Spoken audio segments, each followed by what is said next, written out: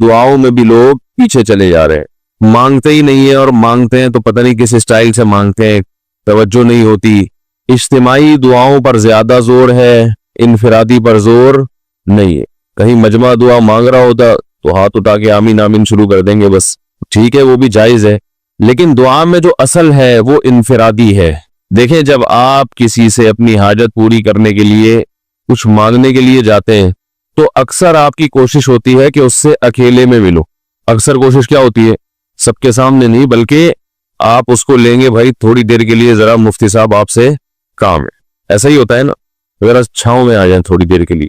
لوگ کہتے ہیں نا، مفتی صاحب کہہ رہے ہیں بھائی یہی پوچھ رہے کریں ادھر سائڈ پہ آ جائے، تو سائڈ پہ جانے کے بعد پھر آپ کہتے ہیں یہ مسئلہ ہے، فلانا مسئلہ ہے، ڈمکانا مسئلہ ہے۔ تو سائڈ پہ لے جانے سے بعض دفعہ یہ بھی ہوتا ہے کہ سب کے سامنے آدمی اپنی بات نہیں لانا چاہ رہا ہوتا، اور بعض دفعہ یہ بھی ہوتا ہے کہ میں اپنی بات توجہ کے ساتھ سنا سکوں۔ تو دعا میں انسان، اللہ تو سب کی بات سنتا ہے، مجمع میں بھی اور تنہائی میں بھی، لیکن آپ دعا مانگنے میں جو آپ کی طبیعت لگے گی، توجہ سے مانگو گے، وہ تنہائی میں زیادہ شوق سے، زیادہ رغبت سے مانگ سکتے ہو۔ اجتماع میں ایسی رغبت اور ایسی شوق سے انسان دعا نہیں مانگ سکتا، وہ انفرادی دعائیں ہی ختم ہوتی جا رہی ہیں۔ قرآن مجید میں اللہ تعالیٰ نے رمضان کی جو آیتیں ہیں ان آیتوں کے بعد ذکر کیا، وَإِذَا سَأَلَكَ عِبَادِي عَنِّي فَإِنِّي قَرِيب، اے نبی ان سے کہہ دیجئے کہ جب یہ مجھ سے میرے بارے میں پوچھیں تو آپ ان کو بتا دیں کہ میں بہت قریب ہوں تمہارے۔ اجیب دعوت الداعی اذا دعان، جب کوئی پکارنے والا، دعا مانگنے والا مجھ سے دعا مانگے گا تو میں اس کی پکار کا جواب بولے بھائی پکار کا جواب دوں گا۔ پکار کا جواب دینے کا مطلب کیا ہوتا ہے؟ قبول کروں گا اس کی دعا۔ جواب کا یہ مطلب نہیں کہ اچھا میں نے سن لیا ہے، چلو ایک جواب تو یہ بھی ہوتا ہے نا، اچھا آپ چپ ہو جا، ہم کسی کو پکار رہے ہوں اگلا کہتے ہیں اچھا بھائی ٹھیک ہے پتہ چل گیا، اب چپ کر کے بیٹھ جاؤ آرام سے۔ تو اللہ تعالیٰ جب جواب دیتے ہیں تو کیا مطلب ہوتا ہے کہ اللہ تعالیٰ وہ دعا قبول کر رہے ہیں۔ ہم دعا کثرت سے مانگتے کیوں نہیں ہیں؟ اس کی وجہ یہ ہے کہ ہمارے ذہن میں ایک چیز شیطان نے بٹھا دی ہے کہ مانگو تب بھی ویسے کے ویسے ہی ہے، نہیں مانگو تب بھی ویسے کے ویسے۔ وہ فلاں آدمی تو نہیں مانگتا، وہ تو پھر بھی اس کی تنخواہ اچھی مل رہی ہے، اور میں تو کئی سالوں سے دعائیں مانگ رہا ہوں، اے اللہ میری تنخواہ ڈبل نہیں کر سکتا تو کم از کم 50% ہی بڑھا دے، تو میں تو وہی کا وہی ہوں، میری تنخواہ میں تو کوئی اضافہ ہو نہیں رہا۔ تو ہم تو دیکھتے ہیں کہ ادھر دعا مانگو کچھ بھی نہیں ہو، سوائے ثواب کے کچھ بھی نہیں ملتا۔ یہ وہ چیز ہے جو انسان کو دعاؤں سے روکتی ہے۔ حالانکہ ہم پیغمبروں کی زندگی دیکھتے ہیں تو بات بات پر دعائیں مانگتے تھے، بہت کثرت سے، بہت زیادہ۔ نوح علیہ السلام، اچھا اللہ نے ان کی دعاؤں کو قرآن میں ذکر بھی کیا ہے۔ مناجات مقبولہ ایک دعاؤں کی کتاب ہے۔ حضرت مولانا اشرف علی تھانوی رحمہ اللہ تعالی نے قرآن اور حدیث کی دعاؤں کو ایک چھوٹی سی کتاب میں جمع کر کے ایک ہفتے پہ ڈیوائیڈ کر دیا اس کو، کہ آپ روزانہ ان میں سے ایک حصہ پڑھیں گے تو پورا ہفتے میں وہ تقریباً تمام دعائیں کور ہو جائیں گی جو قرآن و سنت میں بیان کی گئی ہیں۔ وہ کتاب ضرور خریدے، رکھیں اپنے پاس، مناجات مقبولہ کے نام سے۔ تو ہم دعا کیوں نہیں مانگتے؟ مسئلہ ہمارے ساتھ یہ ہے کہ ہم کہتے ہیں کہ جو مانگتا ہے وہ بھی وہینچ کا وہینچ، اور جو نہیں مانگتا ہے وہ بھی کوئی سرخاب کے پر تو لگ نہیں جاتے کوئی مانگ رہا ہو تو۔ یہ وہ مسئلہ ہے جس کی وجہ سے لوگ دعائیں مانگنے میں بخل سے کام لیتے ہیں، جبکہ پیغمبر کثرت سے دعائیں مانگا کرتے تھے، بہت زیادہ۔ جو پچھلی آسمانی کتابیں ہیں ان میں لکھا ہوا ہے کہ یعقوب علیہ السلام اتنی کثرت سے دعائیں مانگا کرتے تھے کہ سجدے میں جا کے کہ ان کے یہ جو گھٹنے ہیں اور سر میں سخت نشان بن چکے تھے، وہ جگہ زمین پہ لگ کے سخت ہو جاتی ہے نا، تو اتنی کثرت سے دعائیں، اتنی کثرت سے دعائیں۔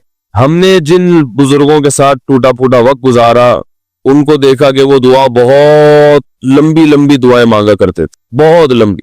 ہمارے شیخ کے سامنے جب کوئی آیا کرتا تھا دعا کے لیے کہتا تو ہاتھ اٹھائے بغیر ویسے ہی اس کو ایک دعا کا جملہ کہہ دیا کرتے تھے۔ کسی نے کہا کہ آپ ہاتھ اٹھا کے اس کے لیے دعا کیوں نہیں مانگتے؟ تو فرماتے تھے کہ جب میں ایک دفعہ ہاتھ اٹھا لیتا ہوں تو پھر اتنی آرام سے نیچے گراتا نہیں، کیونکہ پھر اللہ کے دربار میں اب ہاتھ اٹھا لیے تو پھر تو ایسا ان کا دل لگتا تھا، مانگتے چلے جاتے تھے۔ تو بات یہ ہے کہ جب یہ یقین پیدا ہو جائے کہ جس خالق نے ہمیں پیدا کیا ہے اور جس نے ہمیں مانگنے کا حکم دیا ہے اس کے سامنے جب ہاتھ اٹھا کے گڑگڑائیں گے تو وہ تھوڑا نہیں دے گا، وہ دعا لازمی قبول کرے گا، اور وہ لازمی ہماری مانگی ہوئی چیزیں ہمیں عطا کرے گا۔ یہ جذبہ اور یہ نیت جب انسان میں پیدا ہو جائے تو پھر اس کا دعاؤں میں دل لگتا ہے۔ کیسے نہیں لگے گا؟ آپ سوچیں کہ آپ کو کوئی بتا دے کہ یہ جو سیٹھ صاحب ہے بہت بڑے، آپ جا کے ان سے مانگو، یہ ٹائم نکال کے بیٹھے ہوئے، جتنا مانگو گے، جو مانگو گے یہ دیں گے۔ تو اب آپ بتاؤ، آپ یہ کہو گے کہ میرے پاس مانگنے کا ٹائم نہیں ہے؟ ایسے موقع پہ آپ یہ کہو گے؟ آپ جائیں گے اور بسم اللہ کر کے شروع ہو جائیں گے۔ آپ بولیں گے سر یہ مجھے 10 فائلیں چاہیے بحریہ ٹاؤن کی۔ آپ سوچو گے 10 نہیں ملی تو 9 تو مل جائے گی۔ سر مجھے یہ بھی چاہیے، مجھے یہ بھی چاہیے، مجھے یہ بھی چاہیے، اور آپ کو یقین ہو کہ یہ دے رہا ہے، تو آپ کبھی بھی کنجوسی سے کام نہیں لو۔ پھر آپ یہ نہیں کرو گے کہ آپ مانگتے ہوئے جو ہے نا، اس سے آپ جب مانگ رہے ہو تو آپ کی کبھی ادھر دیکھ رہے ہو، کبھی ادھر دیکھ رہے ہو، کبھی ناک میں انگلی گھما رہے ہو، کبھی سر میں کھجا رہے ہو۔ کوئی آ کے اس دوران آپ کو چھیڑے گا تو آپ کہو گے یہاں سے دفع ہو جاؤ، میں کام کر رہا ہوں۔ وہ ایک بندہ سخاوت جوش میں آیا ہوا ہے ابھی، اور فائلیں بحریہ ٹاؤن کی فری میں بانٹ رہا ہے۔ اس نے کہا بھائی جتنی مانگو گے دے دوں گا، اور جو مانگو گے دے دوں گا، تو ابھی تو میرے پاس ٹائم کم ہے، مقابلہ بہت سخت ہے۔ اور پھر اس میں آپ کو الفاظ بھی خود بخود آ جائیں گے، کس طرح سے سمجھانا ہے، مختلف طریقوں سے آپ بات کو گھماؤ گے۔ سر پلیز آپ بات کو سمجھا کریں، میں آپ کے پاس آیا ہوں، آپ کو پتا ہے میں ادھر بھی جا سکتا تھا، وہ وسیم کباڑیہ کا بزنس بھی آج کل بہت چل رہا ہے، میرے پرانے اچھے تعلقات ہیں، لیکن مجھے پتا تھا کہ آپ ہیں، آپ جیسا سیٹ تو کوئی ہے ہی نہیں، اور ہر مشکل میں آپ نے میری مدد کی ہے۔ جو الفاظ بھی اس کی سخاوت کو ابھارنے والے ہوں گے، وہ تمام آپ اس موقع پر اس کے اوپر انڈیل دو گے، پورا دیگچہ بھر کے اس کے اوپر ڈال دو گے آپ۔ تو اللہ سے جب مانگتا ہے انسان اور اس کو یقین ہو کہ اللہ میری دعا کو پورا کرے گا، تو اس یقین کے ساتھ جب دعا مانگی جاتی ہے تو اس کا اسٹائل کچھ اور ہوتا ہے، اور ایک فارمیلٹی پوری کرنے کے لیے دعا جب مانگی جاتی ہے جیسے کہ ہمارے ہاں ہو رہا ہے، تو اس کا اسٹائل اور انداز کچھ اور ہوتا ہے۔ ہمارے ہاں دعا پڑھی جاتی ہے، مانگی نہیں جاتی۔ ربنا آتنا فی الدنیا حسنۃ وفی الآخرۃ حسنۃ وقنا عذاب النار، آمین۔ اور کہ ربنا ظلمنا انفسنا وان لم تغفر لنا وترحمنا لنکونن من الخاسرین، آمین۔ یہ دعا مانگی جا رہی ہے یا پڑھی جا رہی ہے؟ یہ تو پڑھی جا رہی ہے، آمین بھی پڑھا جا رہا ہے اس پہ۔ تو اللہ نے ہمیں یہ نہیں کہا کہ اقرؤوا الدعاء عند ربکم، اپنے رب کے سامنے دعائیں پڑھا کرو۔ اللہ نے کہا ادعوا، مانگو، پکارو، مانگو اس سے۔ بھکاری جیسے بھیک مانگتا ہے نا، لوگ کہتے ہیں مانگنے کا کیا طریقہ ہے؟ بھائی جو بھکاریوں سے پوچھو بھیک مانگنے کا کیا طریقہ ہے۔ بھکاری اکثر ان پڑھ ہوتے ہیں، جو پڑھے لکھے بھکاری ہوتے ہیں پھر وہ IMF سے مانگتے ہیں، وہ چھوٹی موٹی چیزیں نہیں مانگتے۔ بھکاری اکثر کیا ہوتے ہیں؟ ان پڑھ، جن سے ہمارا صبح شام واسطہ پڑتا ہے۔ تو یہ کسی سے بھیک مانگنے کا طریقہ سیکھ کے آتے ہیں؟ وہ بھائی کسی سے طریقہ سیکھ کے آتے ہیں کہ یار وہ ذرا فلاں بندے سے چندہ مانگنا، ذرا طریقہ بتانا؟ اگر کوئی بتائے گا بھی تو وہ کہے گا تو اپنے پاس رکھ، مجھے پتا ہے مجھے جیب اپنی کیسے بھرنی ہے۔ اس موقع پہ جو اس کی حالت دیکھ کے نا، وہ اپنا منہ بھی ٹیڑھا بیڑا کرے گا، کپڑے بھی پھٹے پرانے، اور بہت گھمائے گا بات کو، ایسے منہ بنائے گا جیسے دنیا میں اس سے زیادہ غریب اور محتاج کوئی ہے ہی نہیں۔ سحری پانی سے کیے میں نے، گھر میں بچے بھوک سے بلک رہے ہیں، ایسی کہانیاں سنائے گا، ایسی کہانیاں سنائے گا۔ تو یہی حال انسان کا ہے جب اسے پتا ہو کہ میرا رب جو مانگوں گا وہ دے گا مجھے، تو پھر اس کے بھیک مانگنے کا انداز اور جو دعا مانگنے کا اسٹائل ہے وہ خود بخود فطرت اسے سکھا دیتی ہے، خود بخود اس کے اندر الفاظ آنا شروع ہو جاتے ہیں کہ ایسے مانگنا چاہیے۔ لیکن پرابلم یہ ہے، مسئلہ یہ ہے کہ دل میں یہ بات بیٹھ چکی ہے کہ قبول نہیں ہو رہی۔ عجیب حدیث ہے، رسول اللہ صلی اللہ علیہ وسلم نے ارشاد فرمایا کہ اللہ بندے کی دعا قبول کرتے رہتے ہیں، وہ مانگتا رہتا ہے قبول ہوتی رہتی ہے، وہ مانگتا رہتا ہے قبول ہوتی رہتی ہے، یہاں تک کہ ایک وقت ایسا آتا ہے یہ بندہ یہ کہتا ہے کہ میں مانگ رہا ہوں قبول تو ہو نہیں رہی، تو جب یہ کہتا ہے تو اس وقت قبول کرنا بند کر دیتے ہیں اللہ تعالیٰ۔ اللہ کہتے ہیں کہ اگر تو یہ سمجھ رہا ہے کہ قبول نہیں ہو رہی تو اب نہیں ہوگی۔ اب عجیب بات ہے یا نہیں یہ حدیث؟ بھائی وہ بندہ کئی سال سے دعائیں مانگ رہا تھا اور پھر آخر میں آتی کہتا ہے کہ قبول تو ہو نہیں رہی، تو ظاہر ہے کچھ نہیں ہو رہی ہوگی، تبھی تو کہہ رہا ہے نا۔ اس کو ایسا لگ رہا ہوگا کہ قبول نہیں ہو رہی، بھائی اس کو یہ لگ رہا ہوگا کہ نہیں جو چیزیں مانگ رہا ہوں وہ تو مل نہیں رہی، تو تبھی تو وہ کہتا ہے کہ قبول نہیں ہو رہی. تو سوال پیدا ہوتا ہے پھر اللہ قبول کرنا بند کیوں کر دیتے ہیں؟ اللہ تعالیٰ جب دعائیں قبول کرتے ہیں تو اس کا انداز وہ نہیں ہوتا جیسے ایک عام انسان جب کسی کو بھیک دیتا ہے. ایک عام فقیر جب آپ کے پاس آئے گا، آپ سے بھیک مانگے گا، 100 روپے دے دو، 20 روپے دے دو، آپ اٹھا کے 100 نہیں تو 10-20 تو پکڑا دیتے ہیں اس کو. تو وہ یہ سمجھتا ہے کہ میری دعا کیا ہو گئی؟ قبول. لیکن اللہ تعالیٰ اس طرح دعا نہیں قبول کرتے.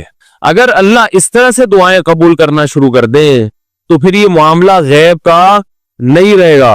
ادھر آپ نے دعا مانگی، اے اللہ میرے کاروبار کو بڑھا دے، لیلۃ القدر میں رو کے دعا مانگی، اور صبح صادق کے وقت آپ کا فون آیا کہ آپ کا کنٹینر کسٹم والوں کے شر سے محفوظ ہو گیا ہے، سمجھ میں پاس ہو گیا وہ، اور آپ کی چیز ڈبل قیمت پہ بک گئی ہے. پھر آپ نے دعا مانگی، اے اللہ تیری رحمت اس وقت جوش میں آئی ہوئی ہے، تو ایسا کر میرا بچہ بھی پاس ہو جائے، اس کے نمبر اچھے آ جائیں. ادھر فون آیا کہ آپ کا بچہ پہلی پوزیشن سے کامیاب ہو گیا. پھر آپ نے کہا آج اللہ کی رحمت بہت جوش میں آئی ہوئی ہے، اے اللہ میری بیوی بھی ٹھیک ہو جائے.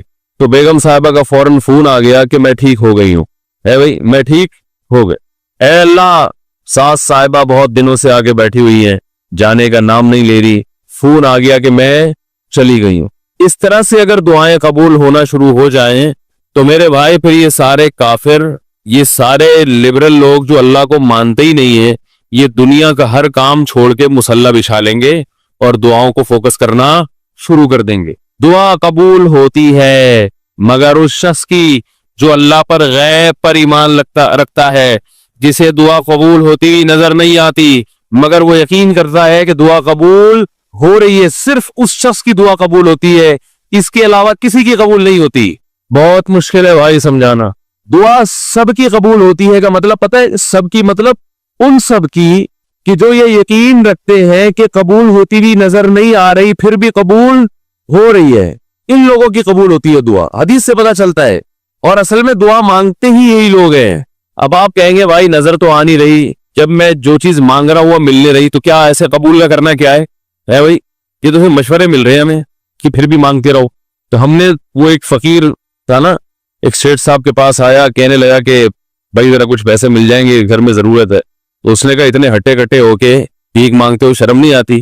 اس نے کہا فی الحال میں نے آپ سے بھیک مانگی ہے، مشورہ نہیں مانگا. جب مشورہ مانگوں تو اس وقت مشورہ دے دینا کہ بھیک مانگنا میرے لیے مناسب ہے یا نہیں ہے بھائی. ابھی میں آپ سے پیسے مانگ رہا ہوں مشورے کے لیے، پھر کوئی اور ٹائم انشاءاللہ رکھ لیں گے، اس میں آپ سے مشورہ لوں گا کہ میرے جیسے آدمی کو بھیک مانگنا مناسب ہے یا نہیں. تو آپ کے ذہن میں بھی یہ خیال آ رہا ہوگا کہ ہم اللہ سے دعا مانگتے ہیں اور اللہ کی طرف سے جو چیز جو ہم مانگ رہے ہیں وہ تو مل نہیں رہی، بلکہ اللہ کی طرف سے مشورے مل رہے ہیں کہ مانگتے رہو قبول ہو رہی ہے. تو ہوتی ہوئی تو نظر نہیں آ رہی. کیا خیال ہے بھائی؟ قبول ہوتی ہوئی نظر تو نہیں آ رہی. تو یاد رکھے دعا تو لازمی قبول ہوتی ہے. اگر آپ کو قبول ہوتی ہوئی نظر نہیں، دعا قبول ہونے کے انداز مختلف ہیں. اللہ تعالیٰ کے جس طرح سے قبول کرتے ہیں نا، وہ عام لوگوں کی طرح نہیں آپ کو چیزیں پکڑا دیتے. یہ تو غیب سے معاملہ ختم ہو جائے گا. اللہ کی حکمت کا تقاضا یہ ہے کہ اس طرح سے قبول کرو کہ قبول ہو مگر اس کو پتا نہ چلے، کیونکہ وہ اللہ کا دربار ہے، اس کی کچھ قیمت ہے کہ وہ ہر ایک کو مانگنے کی توفیق نہیں دیتا.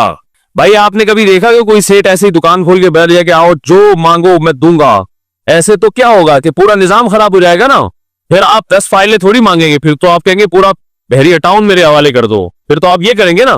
یہ تو میں نے ایک مثال دی تھی. عملاً ایسا نہیں ہوتا. عملاً وہی آگے بیٹھے گا اور وہی آپ کو پیشکش کرے گا کہ اس کے کچھ اصول اور ضابطے ہوں گے، ان قواعد پہ آپ پورے اترتے ہوگے تو آپ کو وہ گھسنے دے گا. اللہ کے بھی کچھ اصول اور ضابطے ہیں، ساری دعائیں قبول کرے گا، جو مانگو کہ صرف اتنا نہیں بلکہ بڑھا کے دے گا. لیکن اصول یہ ہے کہ اللہ کہتے ہیں کہ جب میں دوں گا تو نظر نہیں آئے گا، مگر یقین رکھنا ہے کہ کیا کر رہا ہوں، میں دے رہا ہوں، پھر دیتا رہوں گا میں. پھر بات وہیں آگے کھڑی ہو جاتی ہے کہ ایسے دینے کا کیا فائدہ کہ ہماری سمجھ میں نہیں آ رہا کہ پتہ نہیں کیسے دے رہا ہے اللہ تعالیٰ. تو یاد رکھیں اللہ تعالیٰ کے دینے کا انداز تھوڑا مختلف ہے. وہ کیا ہے؟ بعض مرتبہ جو چیز مانگ رہے ہوتے ہیں اللہ وہی چیز آپ کو دے دیتا ہے.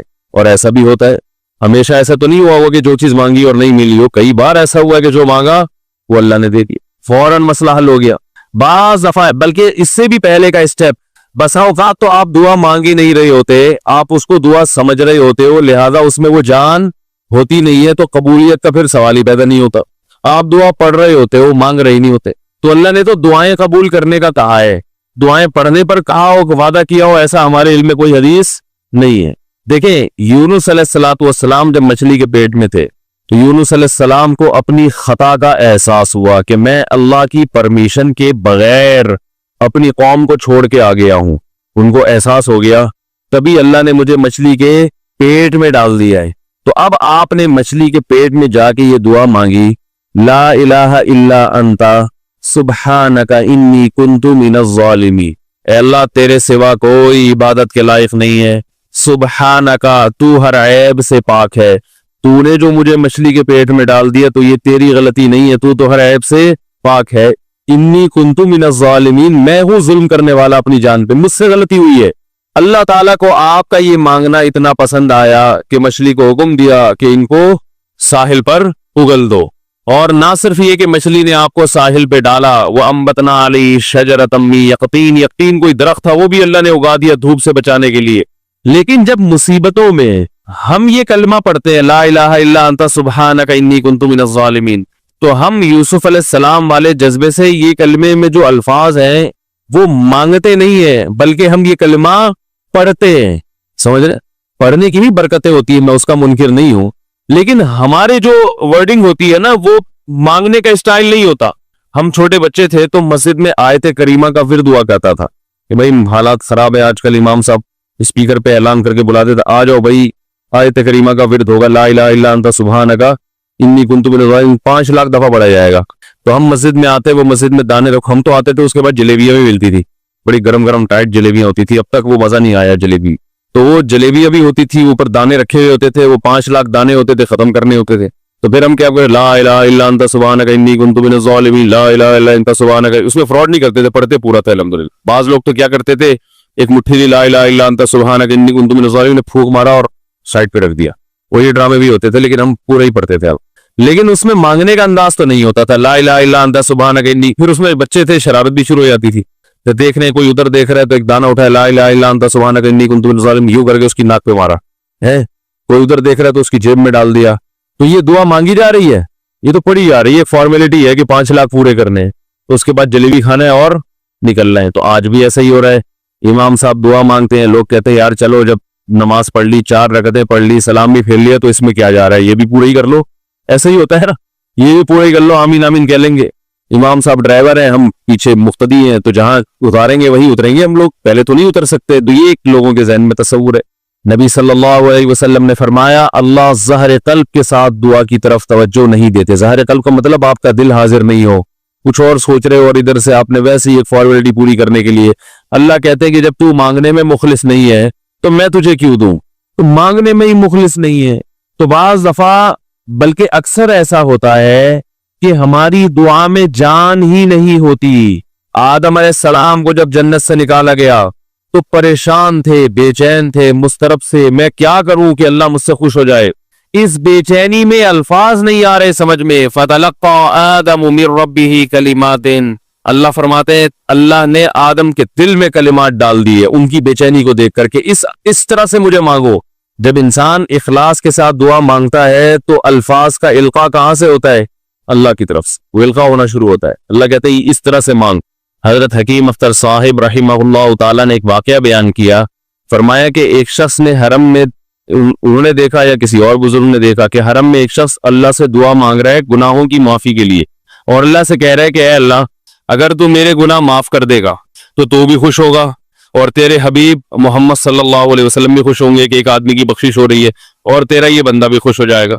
اور اگر معاف نہیں کرے گا تو بھی خوش نہیں ہوگا, کیونکہ اللہ کو جہنم میں ڈال کے خوشی تو ہوتی نہیں ہے بندوں کو, اور تیرے حبیب محمد صلی اللہ علیہ وسلم کو پتہ چلے گا وہ بھی خوش نہیں ہوں گے, اور میں بھی خوش نہیں ہوں گا. شیطان خوش ہوگا جو تیرا دشمن ہے. اب خود سوچ لے تو اپنے دشمنوں کو خوش کرنا چاہتا ہے, یہ اتنے سارے ہے وہی اتنے سارے دوست ہیں تیرے, ان کو ناراض کر کے تو خوش کس کو کر رہا ہے, اپنے تو جو تیرا بھی دشمن ہے, میرا بھی دشمن, اور تیرے حبیب محمد صلی اللہ علیہ وسلم کا بھی دشمن ہے. تو دیکھو کیسے الفاظ ہیں اس کے. تو ایسا کہ بظاہر بخشش کے علاوہ کا آپشن چھوڑا ہی نہیں. کیا خیال ہے, حجاج ابن یوسف بڑا ظالم تھا، بڑا ظالم. موت کا جب وقت آیا تھے